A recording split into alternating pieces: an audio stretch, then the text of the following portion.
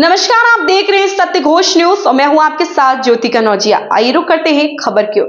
हिंदी सभा ने आयोजित किया हिंदी पत्रकारिता दिवस पर गोष्ठी। सीतापुर में हिंदी पत्रकारिता दिवस के अवसर पर लालबाग शहीद पार्क स्थित नरोत्तम दास हिंदी सभागार में हिंदी पत्रकारिता दिवस का आयोजन बड़े ही धूमधाम से मनाया गया, जिसका विषय था पत्रकारिता की दिशा और दशा में गिरावट। हिंदी सभा के पदाधिकारियों के द्वारा पत्रकारों का माल्यार्पण कर व अंग वस्त्र देकर सम्मानित किया गया। देश के सभी पत्रकारों को हिंदी पत्रकारिता दिवस की शुभकामनाएं दी गई। वरिष्ठ पत्रकारों ने अपने अपने विचार व्यक्त किया। कहा, पत्रकार समाज की सेवा करता है। आंधी तूफान, बरसात, सर्दी, गर्मी को सहन कर बहुत ही कठिन परिश्रम करके जान जोखिम में डालकर खबरें खोज कर लाता है। उसके बाद घर बैठे इलेक्ट्रॉनिक व प्रिंट मीडिया के मासिक पत्रिकाओं, साप्ताहिक व डेली चैनलों, अखबारों के माध्यम से घर बैठे पाठकों तक पहुंचाने का काम करता है। सरकार की तरह से पत्रकारों को कोई वेतन भत्ता, सुरक्षा की गारंटी, बीमा की सुविधा नहीं प्रदान की जाती। पत्रकारिता को लोकतंत्र का चौथा स्तंभ माना जाता है। कहते हैं, समाज को आईना दिखाने का काम पत्रकार करते हैं। पत्रकारिता में देश और समाज के मुद्दों, घटनाओं और समाचारों को देश भर के लोगों तक पहुंचाया जाता है और उन्हें अवगत कराने की कोशिश की जाती है। इस पत्रकारिता को बढ़ावा देने और सराहने के लिए ही हर साल 30 मई के दिन हिंदी पत्रकारिता दिवस मनाया जाता है। समाज का कोई भी वर्ग हो, चाहे वह डॉक्टर हो, अधिवक्ता, साहित्यकार, हर कोई पारिश्रमिक लेकर ही समाज की सेवा करता है। रही बात गिरावट की, तो समाज के हर क्षेत्र में गिरावट देखने को मिल रही है। 1826 में 30 मई के दिन ही हिंदी का पहला अखबार उदंत मार्तंड निकाला गया था, जिसके संपादक जुगल किशोर शुक्ल थे। इस पत्रकार के पहली बार छपने के दिन को ही हिंदी पत्रकारिता दिवस का दिन मान लिया गया। इस अखबार का प्रकाशन कलकत्ता के बड़ा बाजार इलाके में हुआ था।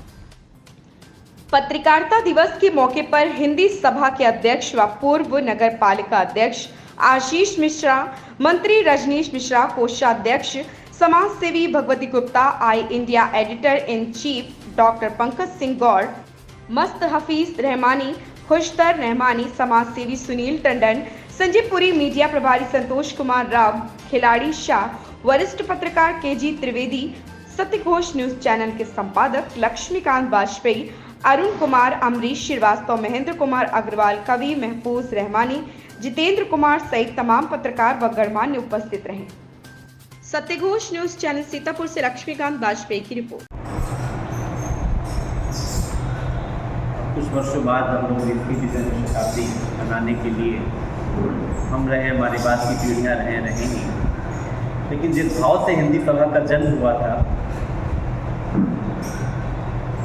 वो ये था कि हिंदुस्तान में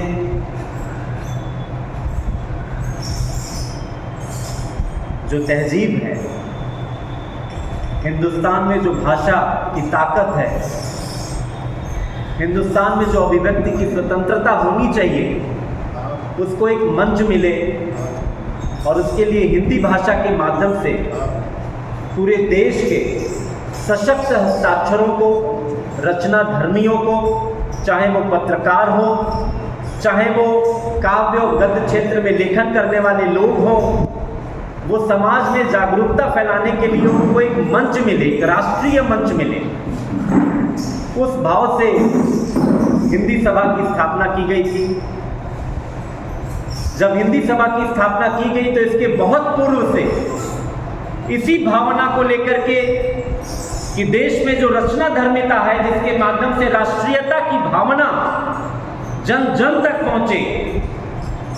पहले जिस तरह की यहाँ कोर्ट की भाषा फारसी हुआ करती थी, फिर जिस तरह से अंग्रेजों के आने के बाद, ब्रिटिश एम्पायर के यहाँ पर स्थापित हो जाने के बाद, जिस तरह से अंग्रेजी भाषा को यहाँ पर उसको प्रश्रय मिला, तो अभिव्यक्ति के रूप में जन जन तक पहुंचने के लिए सरकारी संरक्षण के रूप में, अंग्रेजी भाषा के रूप में समाचार पत्रों, पत्रिकाओं का तो प्रकाशन शुरू हो गया था, पर हिंदी के रूप में बड़ा छुप छुप कर और बड़ा एहतियात के तौर पर, क्योंकि राष्ट्रीय स्तर पर राष्ट्रीय चेतना को और स्वतंत्रता के आंदोलन में उस भावना को जगाने का काम, एक सेतु का काम हिंदी कर रही थी। और उसी समय प्रथम स्वतंत्रता संग्राम के पूर्व पंडित युगल किशोर शर्मा, जहाँ तक हमें नाम में अगर हम कोई गलती नहीं कर रहे तो 30 मई 1826 का वो दिन था जब उन्होंने अपना एक साप्ताहिक समाचार पत्र का प्रकाशन किया और तब से उद्दंड मार्तंड के रूप में और उसके बाद से एक लंबी श्रृंखला चली। वो 19वीं शताब्दी का कार्यकाल हो, कालखंड हो, 20वीं शताब्दी का कालखंड हो और अब 21वीं शताब्दी का कालखंड हो। 1826 से शुरू हुई वो चेतना आज 2024 में कहाँ पहुँच गई थी, कहाँ पहले लेखनी के माध्यम से लोगों में जन जन तक ब्रिटिश हुकूमत के खिलाफ भी सच लिखने की ताकत उन कलमकारों में हुआ करती थी। उन्होंने देश में आज़ादी दिलाई।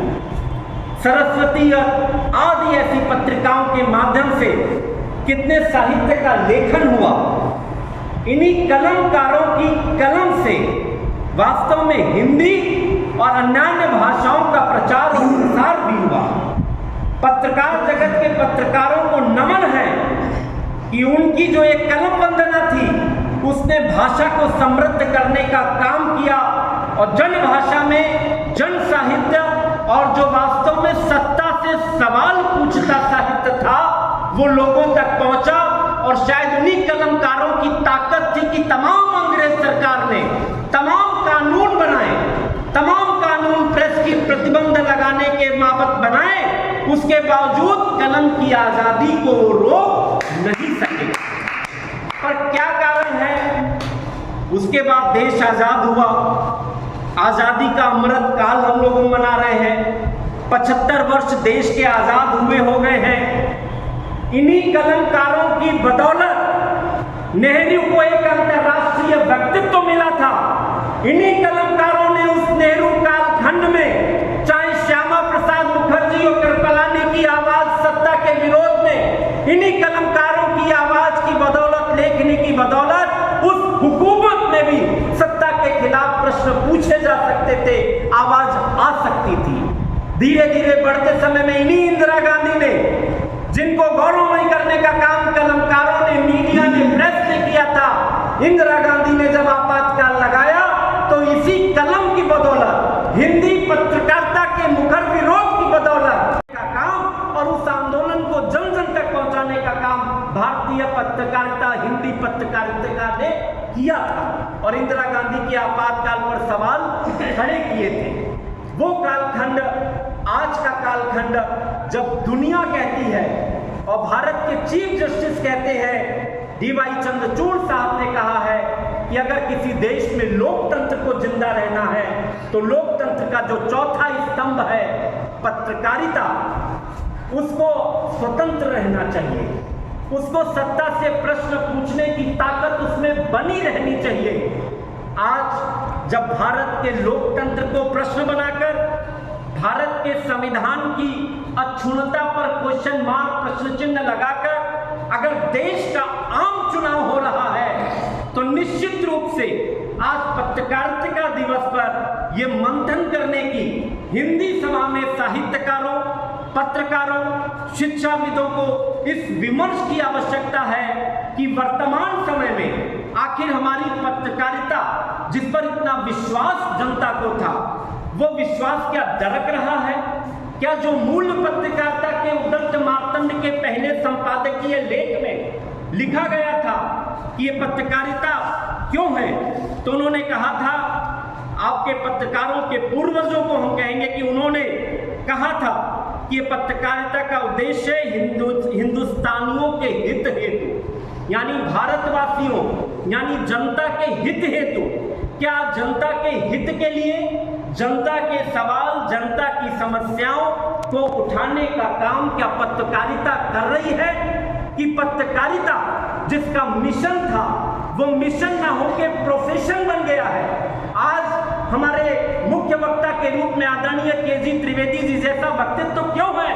क्योंकि मैं तो बालपन से हमने उन तमाम लेखों को पढ़ा है जब आपने सत्ता से और और चाहे जितना शक्तिशाली हो, आपने प्रश्न उठाए और प्रश्न पूछे, आपने पत्रकारिता के उसूल और मूल्यों को जिंदा रखा। इसीलिए पत्रकारिता दिवस के एक और अवसर पर आप हमारे मुख्य वक्ता के रूप में पधारे थे। आज पत्रकारिता को आत्ममंथन करने की जरूरत है। क्यों वैकल्पिक मीडिया, आज उसके ऊपर लोग भरोसा करते हैं। आप टीवी नहीं देखते, रेडियो नहीं सुनते, यूट्यूब चैनल सुनना चाहते हैं। मेन स्ट्रीम के मीडिया पे क्यों आरोप लगता है कि ये सिर्फ सत्ता के गुण गाता है या ये सिर्फ औद्योगिक प्रतिष्ठानों के चंगुल में फंसा है? ये प्रश्न उठा क्यों?